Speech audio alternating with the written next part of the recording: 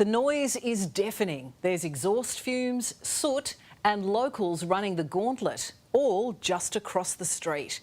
Almost 200 buses a day thunder up and down this road, and residents are being driven up the wall.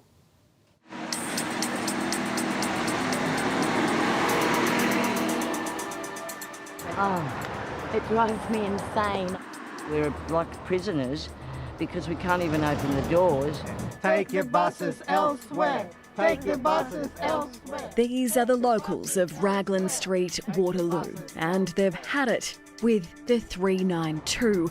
There's Rebecca, Richard, Lorraine, Svetlana, Tim and Donna. And how noisy does it get? It's just maddening.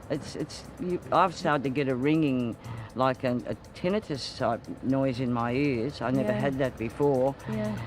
When in the little time there is silence, it's like a yin-yin in my ears. They're fed up with the constant rumbling and the engine strain as bus after bus labours up the hill just metres from their front doors.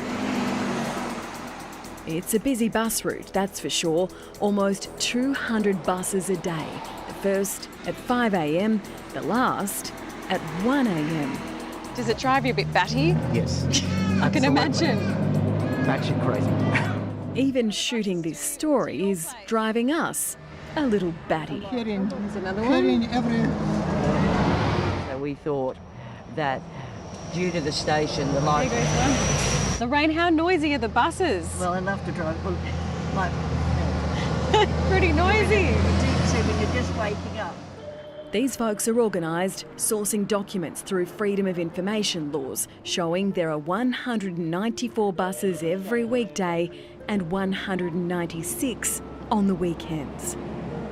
You've done your homework, Svetlana. Yes, for 3 years I thought when we get the first data, I thought that the problem is solved, but no. So this is showing us that the buses aren't really No, very full, are they? No, empty. Donna also keeps an eye on things for the neighbourhood. She has trouble hearing her TV in the front room. It's far too noisy. There's black soot, she says, is from the buses. Even the local church is seeking salvation. The word on the street as to why this one is so busy with buses.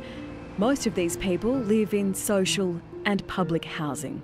They're taking advantage of people because they're used to housing so well as tenants. So you think the people who live around here are being treated as second-class citizens almost? Yes, not almost, yeah. More so. They think that they owe the government for having, social housing, and they are.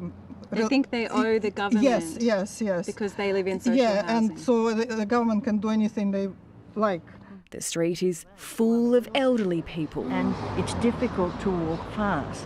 So you get halfway across the street and then you've got to think, shit, excuse me. You're okay, I'm sorry. Lorraine. It's okay. Spoil my image. I can't walk any faster. Are they going to slow down? Yeah.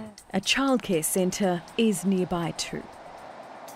This is really upsets you, doesn't it, Svetlana? Yes, I actually am a little bit shaking. Because, Why is that? Because it took me like 6 years.